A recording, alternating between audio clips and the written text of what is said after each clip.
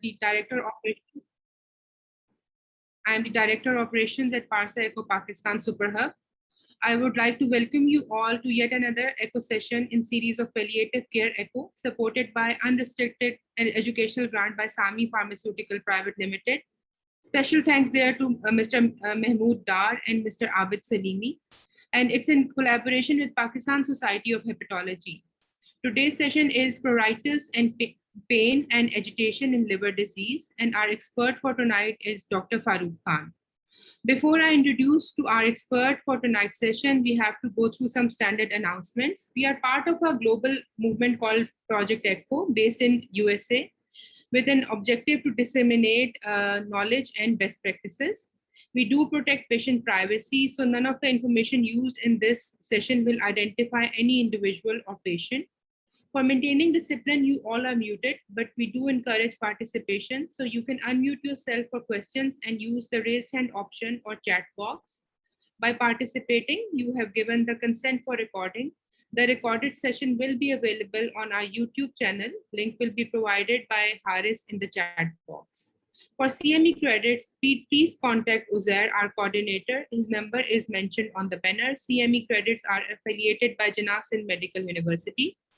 Our expert, Dr. Farooq Khan, is a leading consultant, gastroenterologist and hepatobiliary physician at University Hospital of Leicester, NHS Stress Clinical Lead, Liver Cirrhosis, East Midlands, NHS England. Dr. Farooq Khan is an integral part of Parsa Eco Pakistan and a passionate teacher with special interest in providing palliative care to patients with debilitating and critical diseases. So I will now hand over to Dr. Asad.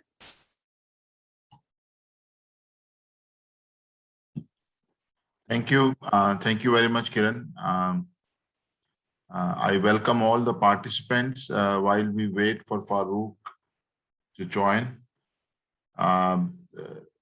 This palliative care ECHO has been a brainchild of Farooq, and he is very passionate about it. And it's one of those topics which need our attention, and especially in primary care sector, in cities where tertiary care is not available, and especially in a lot of patients, a vast majority of patients who are suffering from terminal illnesses. They have been given unnecessary treatment. They are investigated unnecessarily. And to instill the confidence that these people can be managed and managed well at home. And the other question is, the million-dollar thing is to guide them how to talk to these patients and how the counseling should be done. It's sad that this session is happening after a delay of 2 months. I think there were multiple things happening and some time issues, especially with the consultants, that we were unable, to coordinate with them. So Farooq was busy. There were our other problems, and we decided in mid-September. Then Pakistan Society of Hepatology meeting came up. So multiple things were happening. So I just got a message from Dr. Farooq that he's joining in any moment. Meanwhile, amongst the participants, if somebody wants to say something, any comment on this, Professor Altaf Alam is here, I'm here. So कोई भी suggestion, improvement से related कोई चीज अगर आप कहना चाहें तो we'll be more than happy.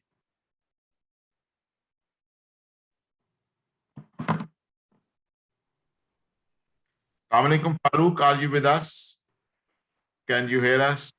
Ji, Assalamu alaikum. Can you hear me all? Yes, we can hear you, Farooq. Kiran has already introduced you.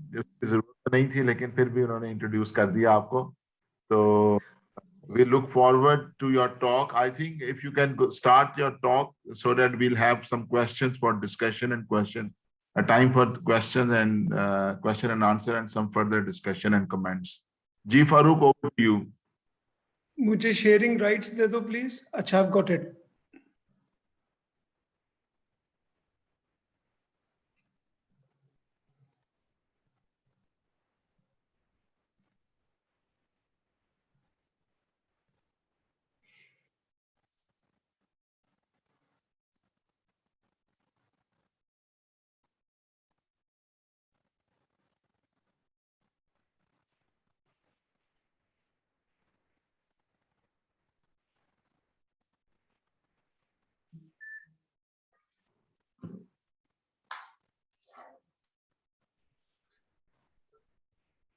Can you guys see my screen? No. All right.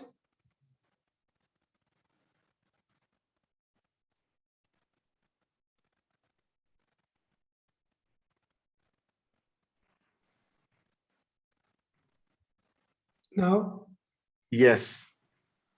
okay, good.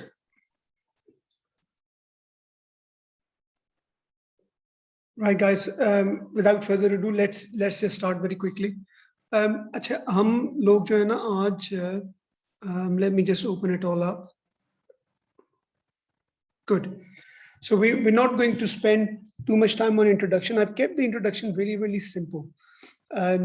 So what we're going to talk about, हम ज़्यादा time spend करेंगे pruritus पे. Because pain and agitation we have touched upon. Number one, number two, I think pruritus में जो major issues आते हैं हम लोगों को patients को treat करने में, they're largely because of our misunderstanding of the process. And a lot of treatment and tablets that we prescribe to our patients are perhaps not evidence-based, and they don't help either. So what I'm going to do is just to talk about as to what, when, and why we should treat pruritus. Okay, before I go any further, let's just share a clinical case with you. I don't know whether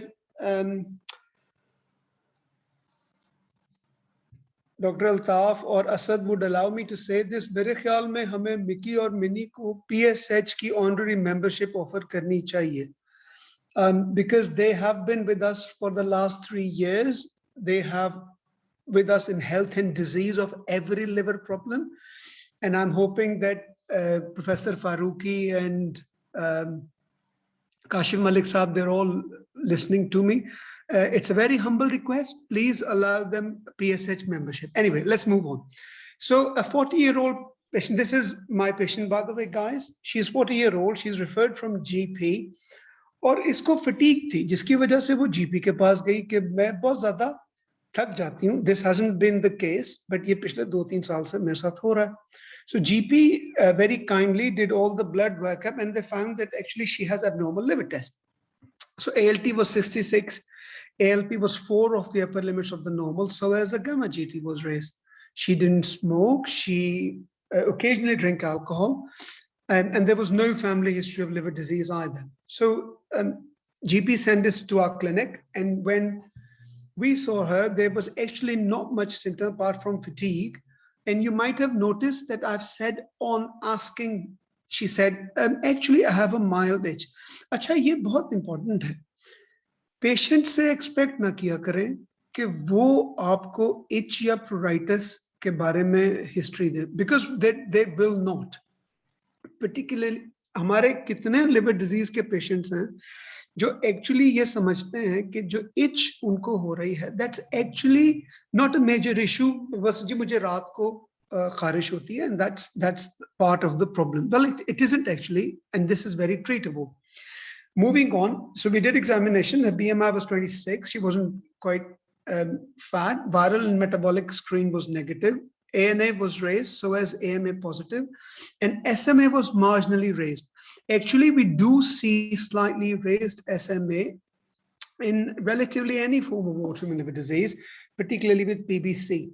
Her IgM was raised in the immunoglobulins. We said, well, let's just exclude an obstruction. So we did an ultrasound scan, and that was normal. So we very comfortably rather made the diagnosis of PBC. We started her on USO, 250 milligram 3 times a day. And we said, well, will you please come back in a month's time? We will repeat your liver test and we will review your symptoms. And until now, everything is really standard, nothing of extraordinary concern. Okay. Before I go any further, can I just quickly take you through to the background? Does anyone know this gentleman? And that's his sculpture really in the British Museum. So this guy is actually Erotus the Cappadocian.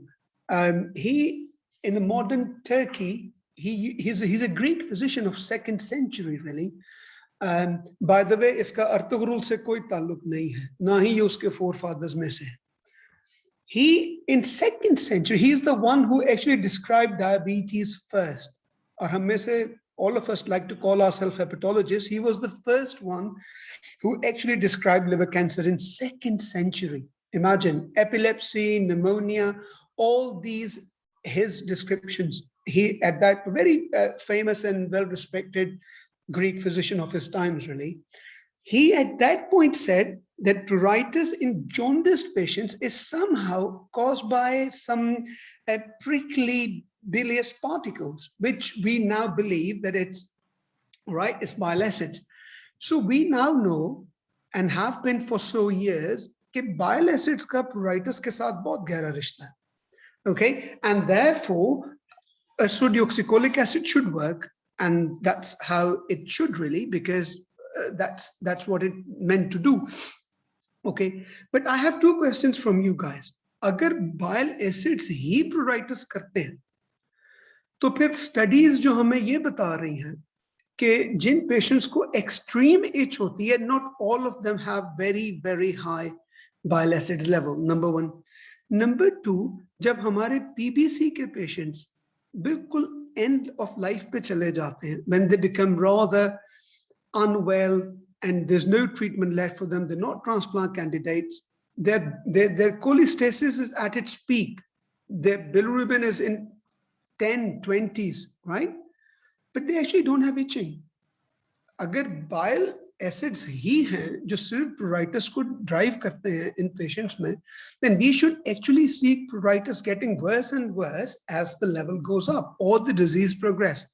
Okay, we also know there are other pruritogens which play some part, and that histamine, we know that has to a certain extent plays some part in pruritus of liver disease. We also know there is now a relationship well established between pain and pruritus. That's why Asad and I thought that we should talk about pain and pruritus in one talk. And lastly, is there something new? So yes, there is something new, and I think that's worth talking about. Let's talk about cholecystitis. Ye hepatocyte hai, what you see is the cell, the sinusoids and the bile, and that's where the transport should happen between the cell as well as in the bile, all right? So we eat what we eat, we've got cholesterol from it, get to hepatocytes, and it gets converted into bile acids, and therefore, in any bile duct disease, either ductopenia ho raha hai, ductal proliferation ho rahi hai, or inflammation hai at the cellular level, the transport of the bile acid, therefore, into the bile and out of the system is terribly impaired. Acha, kya kuch factors hain jo bile acids ko transport hone mein ya bile acids ko clear karne mein affect karte hain? The answer is definitely yes. Please remember, female hormones, particularly estrogens, have got a very significant role, steroid-based hormones, in inducing pruritus.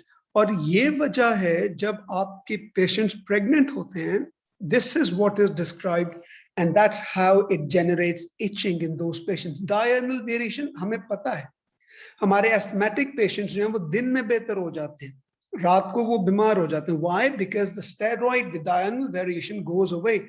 And this is exactly what we now know. When the estrogen or the steroids level go up, the itching goes worse. So please अपने patients को ये पूछा करो कि आपको रात को itching होती है. लाजमी है कि उसके रिलेटिव से पूछो कि आपने नोट किया कि जब वो सुबह उठते हैं तो उनके स्क्रैचेस पड़े हुए होते हैं, क्योंकि वो जब रात को सोते हैं उस वक्त उनको खारिश होती है. That's when, और वो सुबह वो आपको क्यों बताएंगे कि हमें खारिश है? Because they actually don't know. They are doing it in their sleep. They get scratch marks. उनको जख्म बनते हैं रात को. And I'll talk about कि जख्म pruritus में क्यों बनते हैं. Okay, localization at the peripheries. We all know that the distribution of excess bile acids as well as estrogen and steroid-based modulators, it's much more because they're bigger molecules, they get stagnant in the peripheries of your hands and your arms and your legs. Therefore, उनके hands examine कीजिए, उनके feet और उनकी legs को examine करें. अच्छा, ये इतना important point है. मैं अपने patients को, उनके carers को ये कहता होता हूँ, particularly when they're moving towards end stage, बहुत जो significantly ill होते हैं pruritus का, कि आप इनको वेजलीन या इमोलिएंट के साथ रात को सोने से पहले हाथ और एल्बोस तक और फीट और हाफ शिन तक इनको मसाज कर दिया करें. That helps them to sleep. That actually protects their skin from dryness, cracks, and scratching. Believe it or not, this topical treatment helps. Anyway, moving on. Hepatology part of pruritus is this: anything that acts intracellularly or at the hepatocyte level. We've talked about steroid hormones. We talked about intrahepatic cholecystitis pregnancy. Similarly, इसमें आपका alcohol, NASH is very important, or hepatitis A and E, जो cholestasis है, that's driven, we all know, from this side of it. Okay, there's a bit of overlap between hepatobiliary and hepatology, which is the small ducts, which is primary biliary cholangitis. And really the last part where the large ducts are getting involved is where you have obstruction. So this is more of hepatobiliary side of pruritus rather than hepatology. And this is how we like to divide how the cholestasis can happen in our patients. Okay, ये important slide है pathophysiology की. If I may draw your attention only for 3 minutes, and this slide will explain us why in a liver disease patient we have pruritus, और कौन सी medicines हैं जो हमें उनको नहीं देनी चाहिए और कौन सी medicines हैं जो हमें उन्हें देनी चाहिए, हमें लगता है कि उनको फर्क पड़े. Right, okay. Well, let's just have a very broad view first. अगर आप इस slide में देखो, so there are only 4 things that are involved in pruritus, to be honest. We've got liver, we've got bile canal, we talked about this, we have skin, we have spinal cord, and all of this somehow manage to send signals to the brain. So let's talk about bile acids, because we said bile acids are really, really important part of it. I am going to tell you 5 mechanisms whereby we now, the understanding of pruritus is now much improved than it was few years ago. Okay, well, let's talk about bile acids, TGR receptors as well as FXR receptors. Let's have a look at this cartoon, if I may, please. So cholesterol went into this subtrace mechanisms, bile salts get picked up by small bowel terminal ileum, and then there are 2 flows that it can follow. One towards the skin to the TGR receptors, and the second get reabsorbed through enterohepatic cells through FXR transcription. अच्छा, ये वो mechanism है, जब आप लोगों को पता होगा जब obeticholic acid आई तो हमें लगा कि, including myself, to be honest, we all hepatologists, we felt कि ये तो दुनिया बदल गई हमारे patients की, क्योंकि अब हमें ursodeoxycholic acid के अलावा एक और दवाई मिल गई है जो उनका liver test भी ठीक कर देती है, जो उनका PBC भी ठीक कर देती है, और actually to be honest इसकी marketing भी pharmaceuticals ने बहुत strong की, and we all felt very convinced. But if you look at the studies, one contraindication that we picked up for obeticholic acid was actually itching, और ये वो mechanism है, the FXR agonists. That's the mechanism through OCA works, and ये वो mechanism है that despite अगर आपके bile acids ज़्यादा नहीं भी हैं, तब भी आप लोग note करोगे कि if you put your patients on obeticholic acid, that actually will have some response, because ये वो क्या करते हैं कि they don't necessarily give you more bile acids. What they do, they potentiate the transcription of FXR because they're FXR agonists, right? So first medicine that you and I now need to remember कि हमने obeticholic acid अपने patients को सिर्फ pruritus की reason की वजह से नहीं देनी, और अगर वो medicine ले रहे हैं और pruritus बढ़ जाता है तो हमें उनकी इस चीज को review करना. Number 1. Number 2, what about ursodeoxycholic acid? Why should we not increase the dose of urso to treat pruritus? Well, actually, if you look at the studies, high dose urso has actually got no evidence. In cholestasis, yes, but it has virtually no evidence in treating pruritus. There's no placebo-controlled trial which have effectively shown or even tested urso for this. Okay, vitamin D का क्या role है, ये मैंने purposely इसमें इसलिए रखा है क्योंकि the most cholestatic mechanisms, not only that patients they get fat soluble vitamin deficient, but also vitamin D is a substrate for a lot of the change that happens. So therefore, sorry, can you guys hear me? Oh, sorry. Hello. Ji Farooq, go ahead. वो थोड़ी सी disturbance थी. I think कोई unmute हुआ था, so that's why. But please go ahead. Fine. If you can hear me, that's fine. Okay. So please do check their vitamin D levels, and if they are low, ये बहुत practical point आपको बता रहा हूँ. आपका patient है pruritus के साथ आ रहा है, आपने उसको शुरू किया हुआ है. There is absolutely no harm in checking his vitamin D levels, and if they are low, please replace it. I'm not saying that this is a treatment of pruritus, but what I'm saying is that it will help. So therefore, even in bile acids binding, bile acids metabolism, and bile acids clearance. So vitamin D has got a very specific role. Okay, that was the mechanism one. Number two mechanism, this is a new pruritogen that we have learned recently, and it works through three. What is autotaxin? Is an enzyme which actually metabolizes or breaks in your lipophosphatase. मैं ज़्यादा detail में नहीं जाऊंगा because we're not meant to have a basic science lecture, but it is important that we understand how autotaxin work.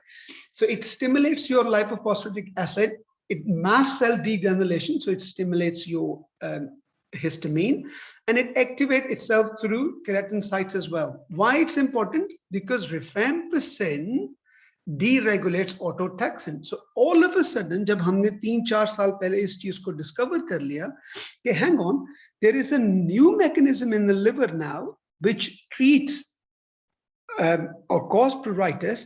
तो हमें ये पता था कि traditionally आपको पता है ना कि early and late 90s में rifampicin was very much in, and I'm sure Dr. Altaf would agree with me, about 20 years ago, a lot of people were actually getting treated pruritus for rifampicin, but then all of a sudden it went out of fashion because जिसके hepatitis होता है, TB के भी मरीजों को जिनको देते हैं उनके liver cells खराब हो जाते हैं, so therefore we're not going to give it. But now it's coming back. अब हमें ये पता है कि rifampicin has got not just the P450 or cytochrome mechanism, actually it's got another potential mechanism. और मैं अपने patients में rifampicin use करता हूँ. It's not uncommon. Steroids का role हम already discuss कर चुके हैं.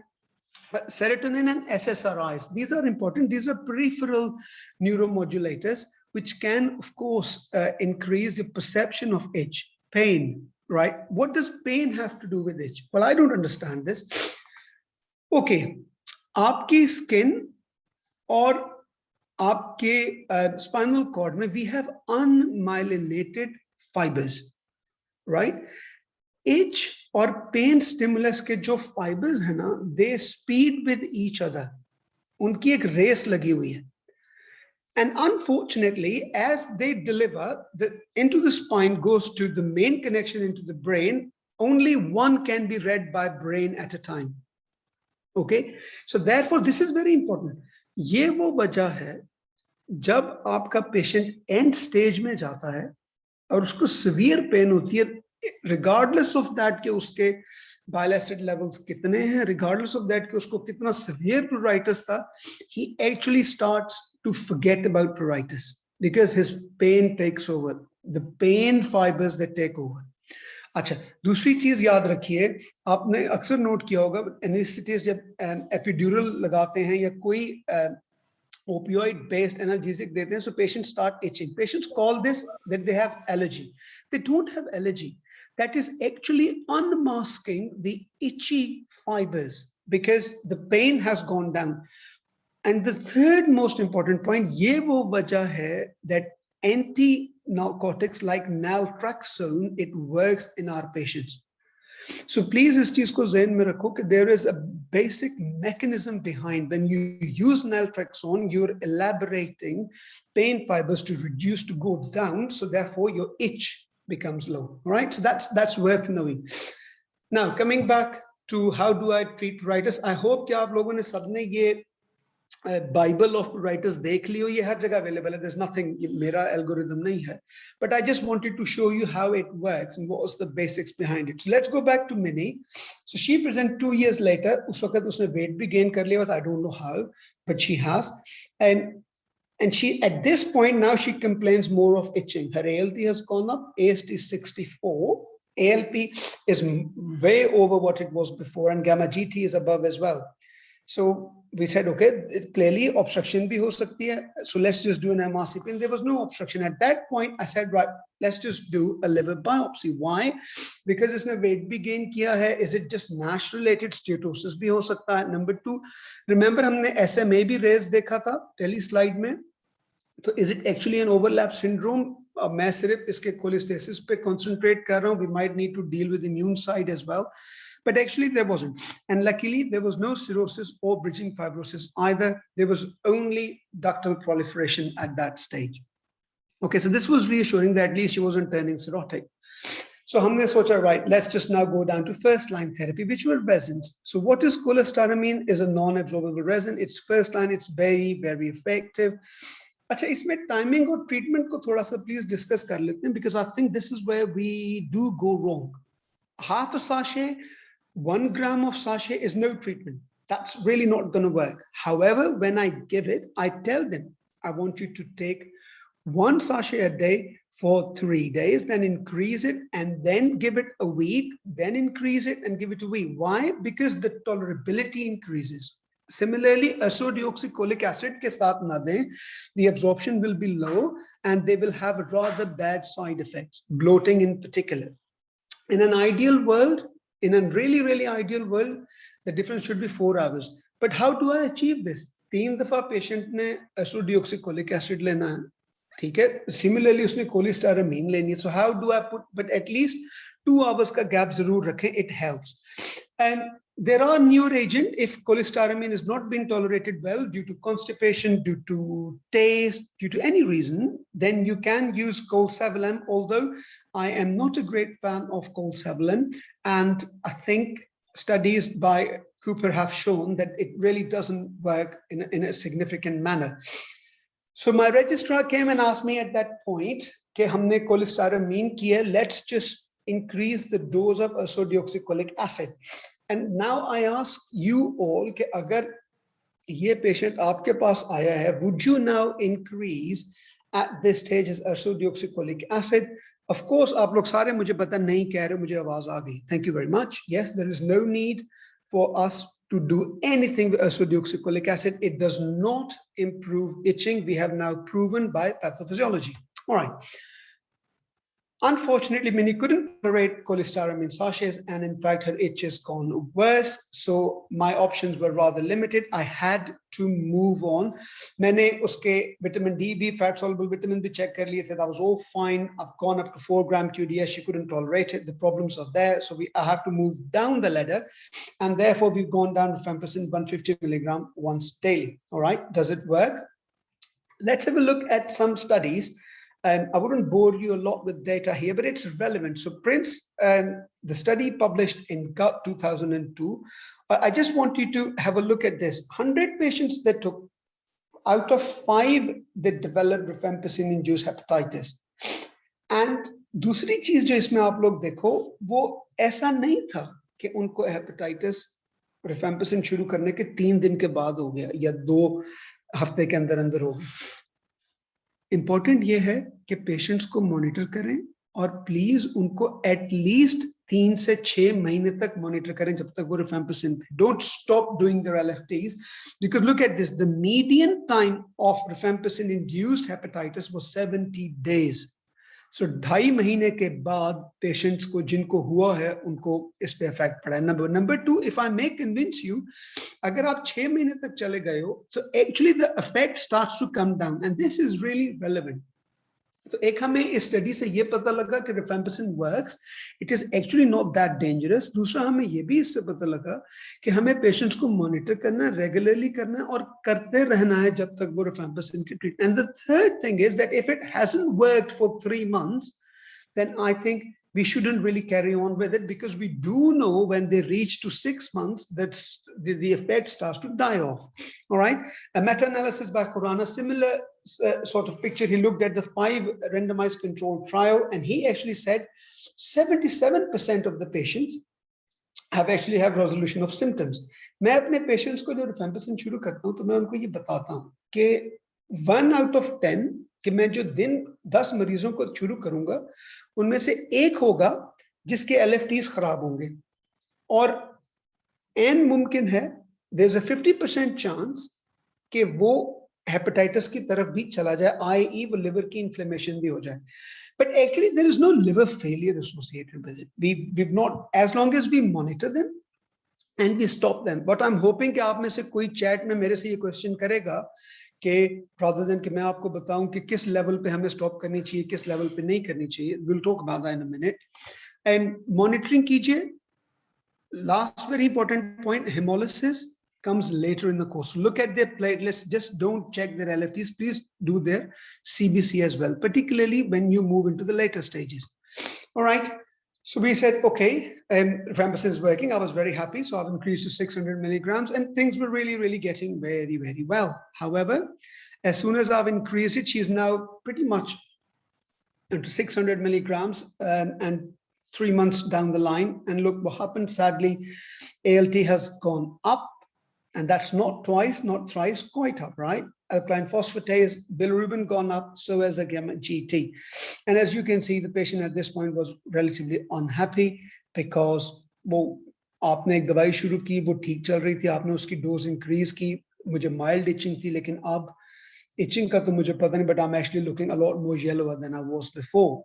And therefore, we had to stop. Okay. And my option was then to step down the ladder was naltrexone. We know a mechanism of naltrexone kya hai, we know that it works. Okay, Wolf Hagen presented his work, not significant amount of patients, only 16 patients, but I want to tell you something really, really relevant. He looked at the night response, he looked at the day response, and he also looked at the fatigue. Remember, mera patient fatigue ki wajah se GP ke paas gaya tha, right? And PBC के patients का सबसे बड़ा जो problem होता है वो fatigue होती है.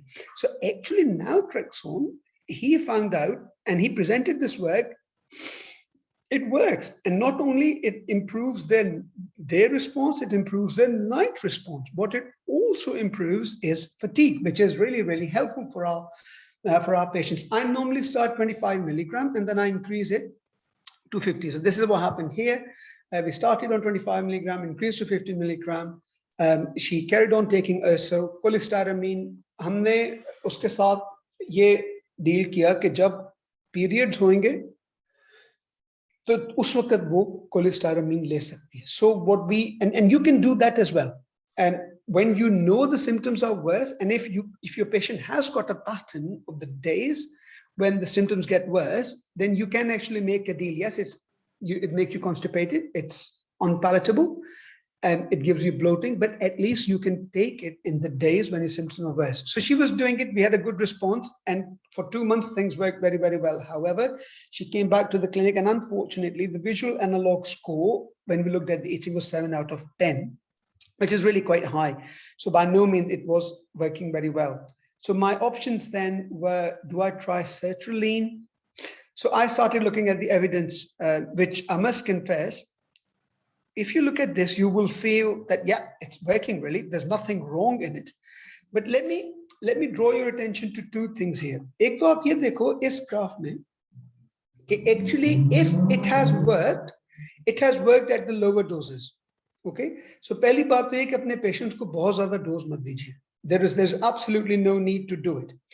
और दूसरी बात ये है कि उनके symptoms को बहुत closely monitor करो. The more you increase the dose, you can actually see that it may bring back the symptoms into the picture. So if you really want to treat them, do not treat them more than 50 milligrams. The evidence isn't really that if I increase the dose, it's going to get better. जो इस trial में एक और बहुत important चीज देखने में आई थी वो ये था कि there was almost 3/4 of patients who said that if anything, their pruritus have actually gone worse. And it also related to insomnia. Of course, it's an SSRI. It is going to give some type of problems. All I'm saying, please, if you want to try sertraline, try it very carefully. Choose your patients very carefully. Don't offer it to everyone. Try it a small dose. Give about 1 month. If it works, it works. If it doesn't, stop it. Move on to next. हमने ये इसमें try नहीं किया था because when I discussed with the patient, she wasn't really very happy because people still think it's antidepressant. Although I tried to convince it's a small dose, but of course she didn't listen. Nonetheless, now I'm running out of choices, guys. Right? We've put on cholestyramine, urso पे भी है, naltrexone पे भी है, लेकिन उसकी itching नहीं ठीक हो रही. right? And to be honest, at this point, her liver disease is getting worse as well. And therefore, I myself was getting concerned that what do I do? Her visual analog score is still 7 out of 10 and things weren't quite improving for her. So therefore, my choices are now, I go to experimental approaches.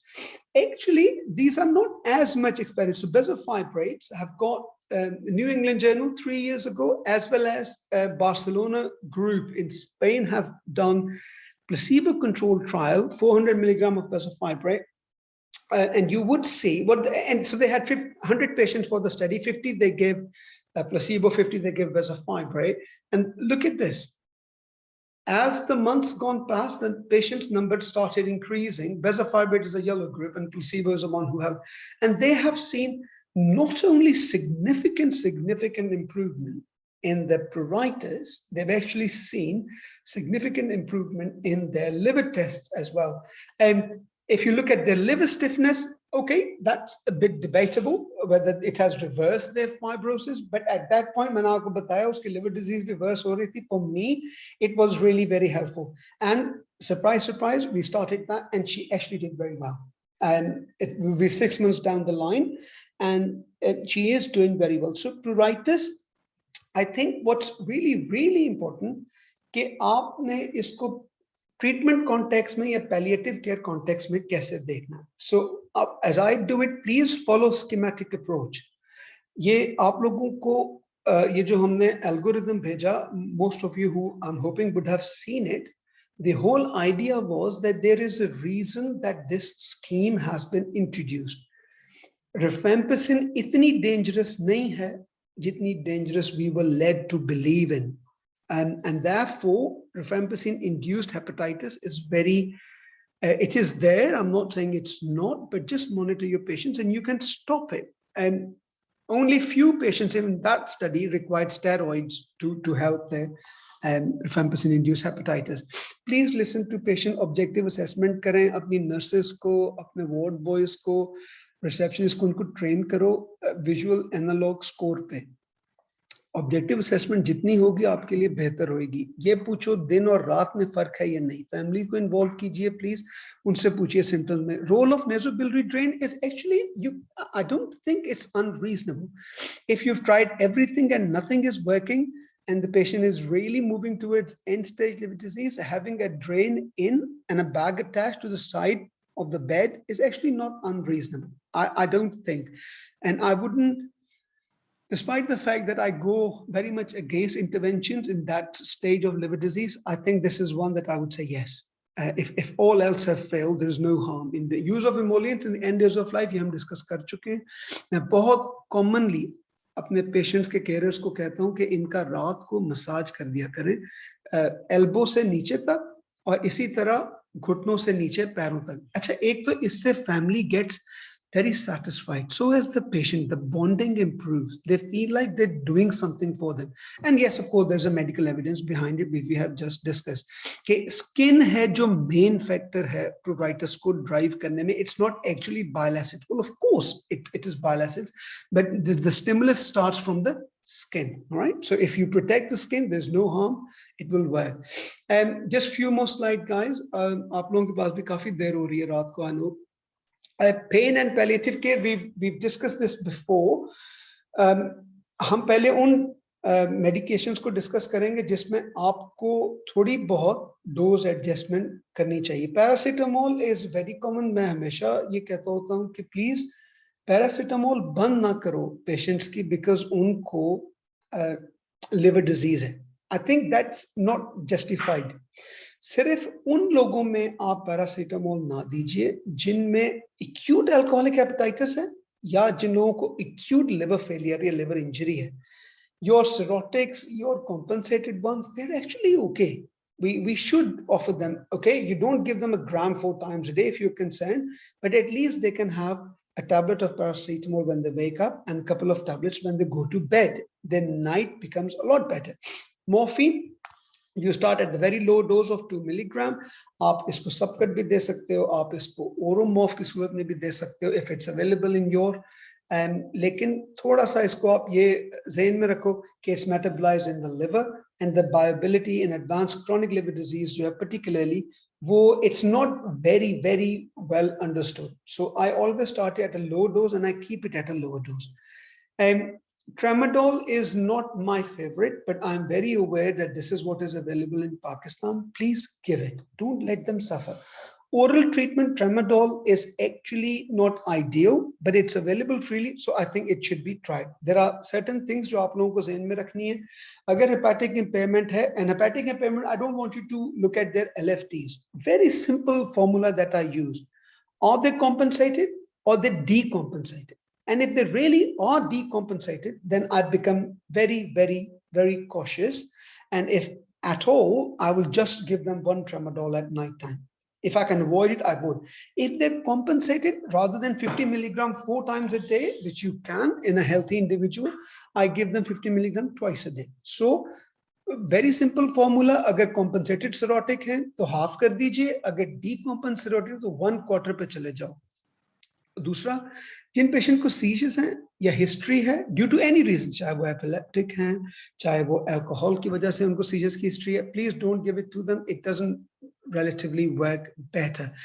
अच्छा, fentanyl मैंने यहाँ पे इसलिए रखा है क्योंकि हमारे hospitals में पर्टिकुलरली जो डिस्ट्रिक्ट जनरल हॉस्पिटल्स हैं, अनफॉर्चुनेटली और fortunately bigger hospitals and transplant centers, a lot of patients are still dying in hospitals. They shouldn't be, but they are dying. So I think it's worth talking about fentanyl because it's available in hospitals, and I think it's very reasonable to educate people how to use fentanyl in liver disease. Again, you start with a really small dose and you increase it if you really have to, and you can in fact give it 1 hourly. और इसमें compensated या decompensated liver disease का बहुत ज़्यादा फर्क नहीं पड़ता है. Although my inclination towards these patients is if they have got decompensated disease, then I really restrict them to 25 micrograms, which I probably give 2 to 4 hours rather than 1 hourly. Okay. Drugs जो हमें नहीं देनी चाहिए, it's not a rocket science. Codeine, NSAIDs or oxycodone. I guess if you can avoid these, it's not unreasonable that you should. Okay, last slide on agitation. Midazolam and levetiracetam. You can also use haloperidol. Midazolam, again, you'll start at a very lower dose. Midazolam is actually not too bad. There's evidence that there's a 30 to 60, anywhere between those lines, it gets metabolized by the liver and the similar doses excreted renally. But I don't think you will be caught significantly if you start with lower dose and you carry on maybe every 3 to 4 hourly to try and calm their agitation down. Agitation में ना जो बहुत important चीज़ आप लोगों को मैंने बताई थी last time, वो try to work out the cause of agitation rather than we've got once. और जब हम नए थे night पे, तो मुझे आज भी वो patient याद है. And in fact, that poor guy had a filled bladder, believe it or not. और ये palliative care nurse ने सुबह जब आई तो उसने आके हमें बताया. और उसको हमने उस वक्त मैसेज होता रजिस्ट्रार से बात की, उसने कहा मिडाज़ोलाम लगा दे. Of course, end of life care पे था, so we didn't have a problem. But then we had to increase the dose. And what was really important, a very simple thing, the poor guy was in retention really.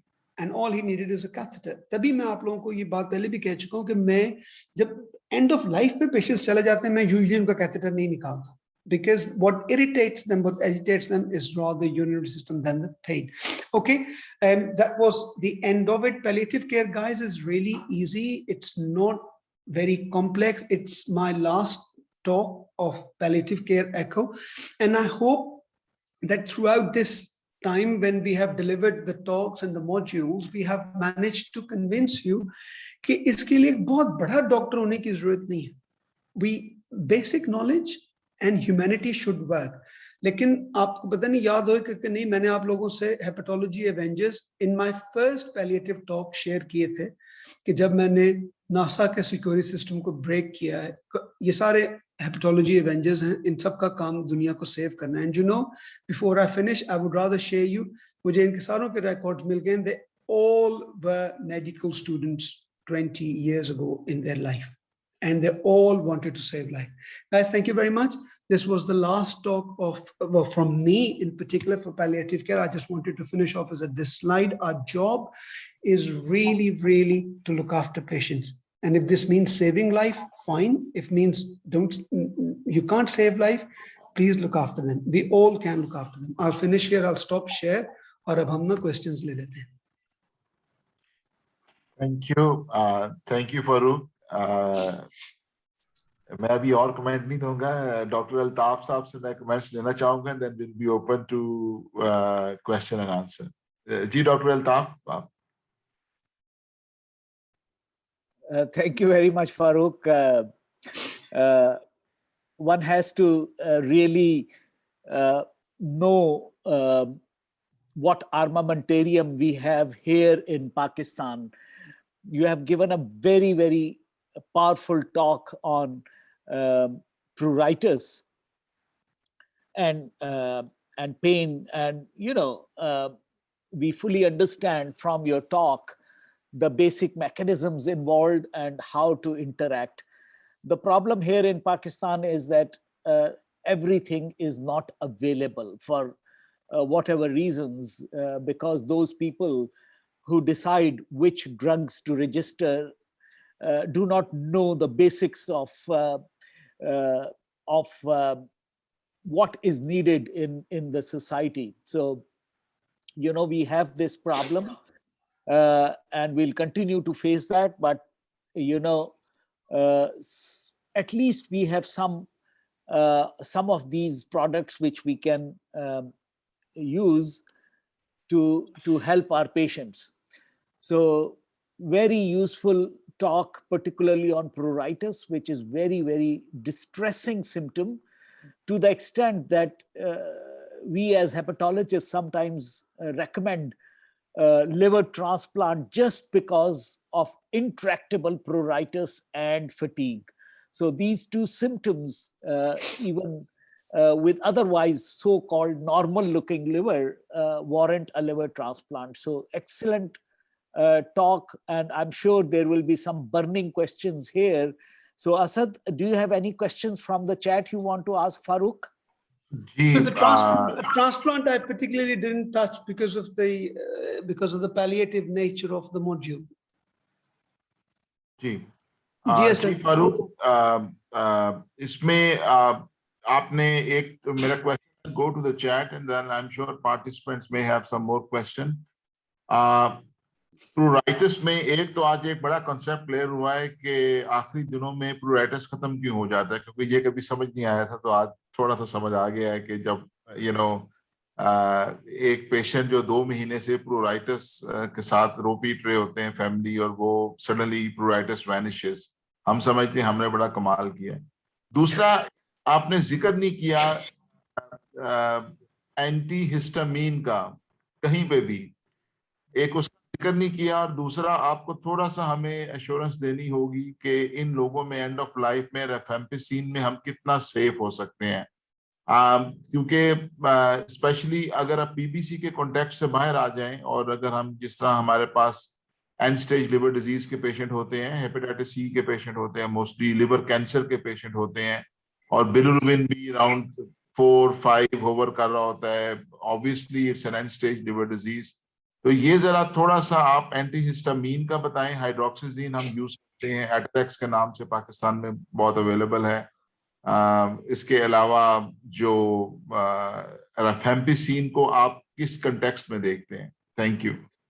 So the reason I didn't touch antihistamine purposely because I think कि antihistamines पे लोग बहुत ज़्यादा rely करते हैं to treat pruritus because it's a very easy prescription. We all have a comfort factor for antihistamines.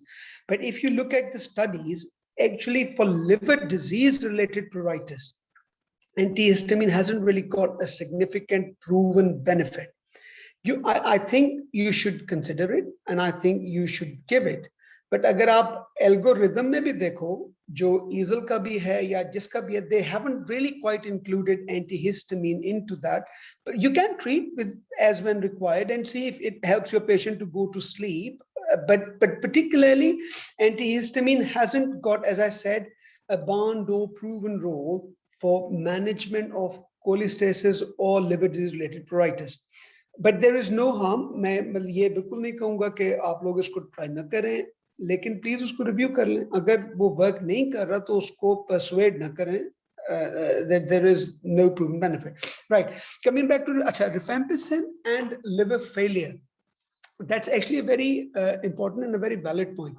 Do I start rifampicin in my patients who are really, really decompensated liver disease and pretty much dying with bilirubin of 8 or 10? And that's actually a very gray area, I must confess. And अगर मैं आपको सच्ची बात बताऊं, ऐसे patients में by definition जो pruritus है वो कम होना चाहिए, वो ज्यादा नहीं होना चाहिए. जो इतने एंड स्टेज लिवर डिजीज पे चले गए हुए हैं कि उनके बिलिरुबिन 5 और 6 हैं, they've got large volume ascites, उनको एनकेफेलोपैथी है. Encephalopathy particularly Asad is the numbing of brain, and remember the end signal pathway for all, चाहे वो TGRF mediated pathway है, चाहे वो FXR mediated pathway, is actually brain.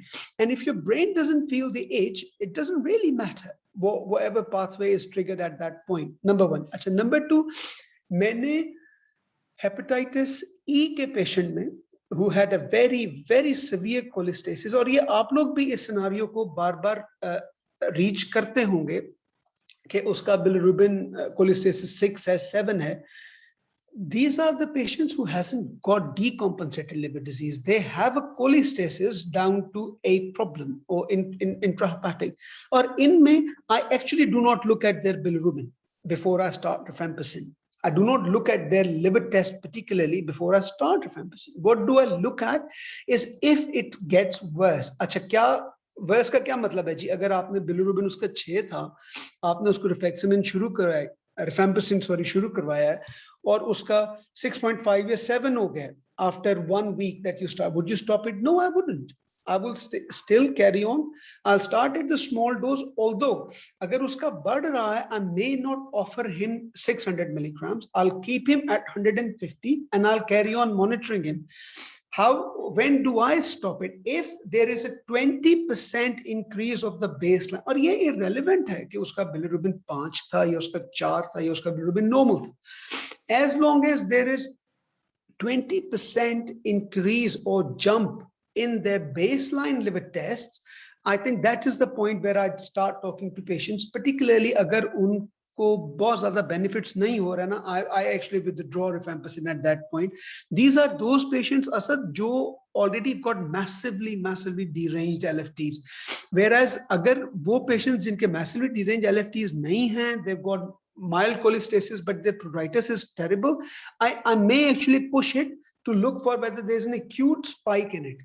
And if there is no acute spike necessarily in their ALT as well as the bilirubin, I may not stop it. I may actually push it on and follow them closely. But जो मैंने आपको slide भी दिखाई थी ना, उसका मकसद ये था कि कॉन्सेप्ट जनरली ये राइज कर रहा है, मैंने ट्रेनिंग्स में भी देखा है कि अगर हमने उनको 1 महीने तक ऑब्जर्व कर लिया है और उनके एलएफटीज खराब नहीं हो रहे हैं ना, तो फिर रिफेम्पिसिन ठीक है, and then we send them without further, and that's actually not true. Studies have shown the other way around.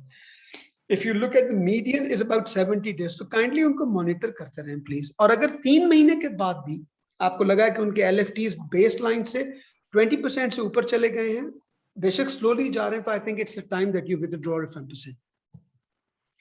Farooq, there's another question. How would we differentiate between cholestasis caused by rifampicin and that caused by progression of intrinsic cholestatic disease, for example, PBC? There is no need. There is no need. If you are, as I said, कि अगर main 70 days या 2 months में आपके patient का bilirubin 5 से आगे चला गया, 7 पे चला गया, 8 पे चला गया, तो आप rifampicin तो you will withdraw.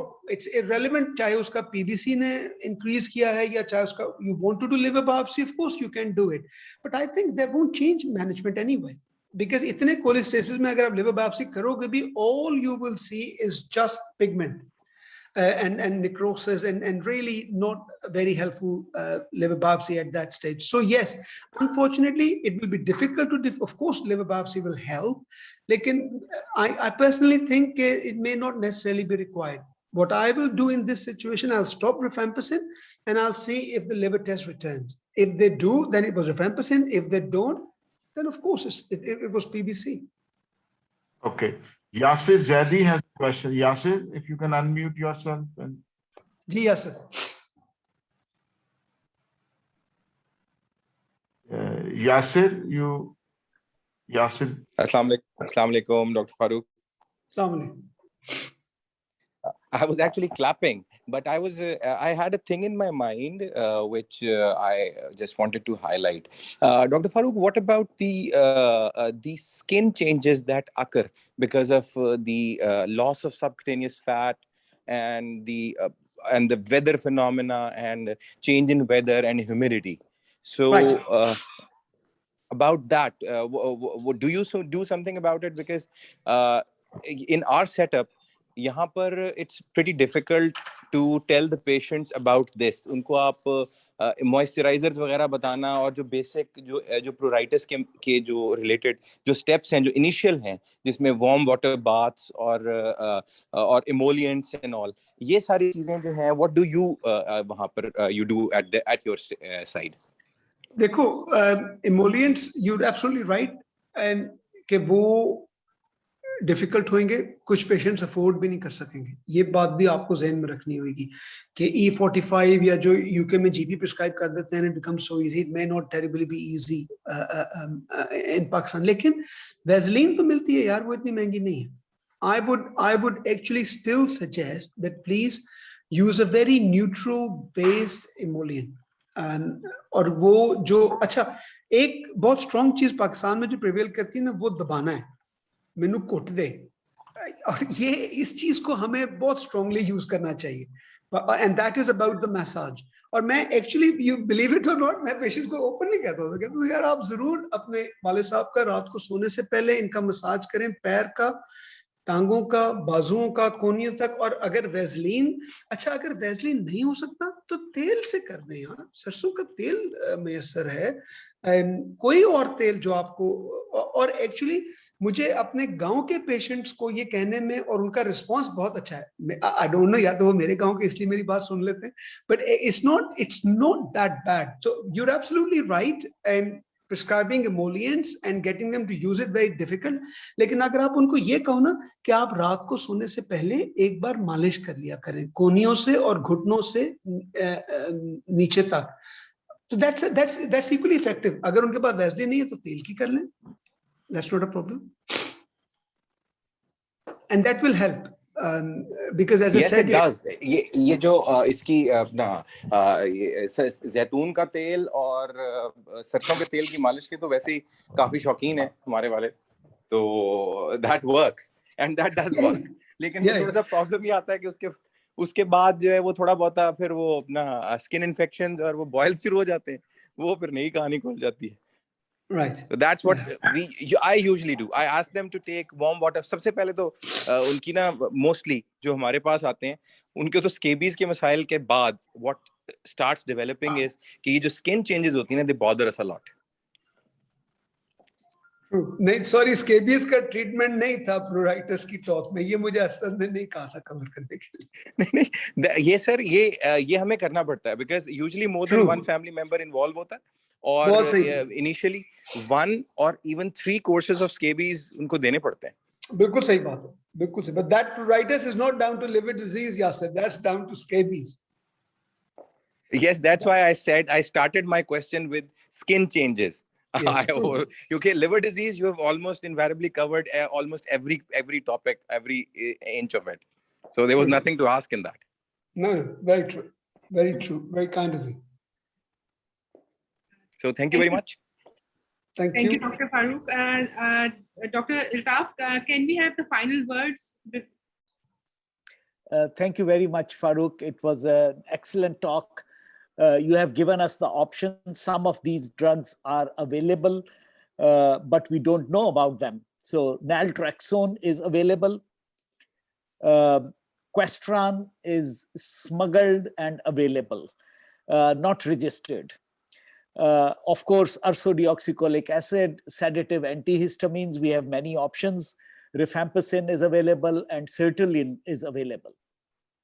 What By- about bezafibrates? Yeah, I was coming to that 4 years ago. I started using it in my patients with partial response to urso. And it was available, a very cheap drug, 200 milligram. You start with 200 milligram twice daily and it works very well. But unfortunately, it is not available now by any name. There were two preparations which were available, Bezalip and Bezacor. Both have been taken off the market now and they are not available. So if my patient does not respond to urso, I have, in terms of alkaline phosphatase not falling below 1.67 times normal, I have a problem. So I don't have obeticholic acid, I don't have these. But having said that, I have treated patients with cholestatic jaundice due to genetic mutations because they developed hepatitis A, the bilirubin went up to 60, 50, 60, not responding to anything. These are patients who have underlying genetic mutations at ABCB11, ABCB4, and ATP8B1. So, these are the patients where I have given rifampicin with such high bilirubin.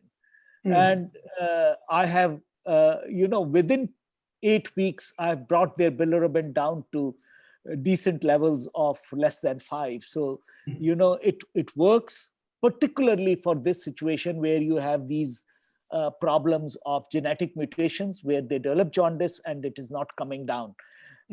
So we have plenty of things available with us, although not all. We don't have obeticholic acid, we don't have bezafibrate, but we have others which we should use cautiously, selectively.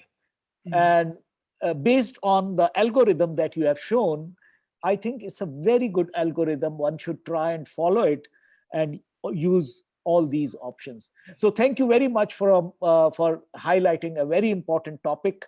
And over to Kiran to close off the meeting now. Thank you. अच्छा, अब मैं इससे पहले किरण, अब हमारी छुट्टी हो गई है ना sir? This is the last talk, right? Asad? Yeah, छुट्टी, पक्की छुट्टी. Okay, thank you, Dr. Farooq, for this informative session and introducing us to our local Avengers as well. We are grateful and thankful to Pakistan Society of Hepatology and Sami Pharma, our spokes as well. I would like to thank our chairman, Parsa Trust, Mr. Chaudhry Suhail Akhtar, Dr. Asad Ali, our director, Dr. Amna, our facilitator, Uzair, our coordinator, and Haris for IT support. Allah Hafiz.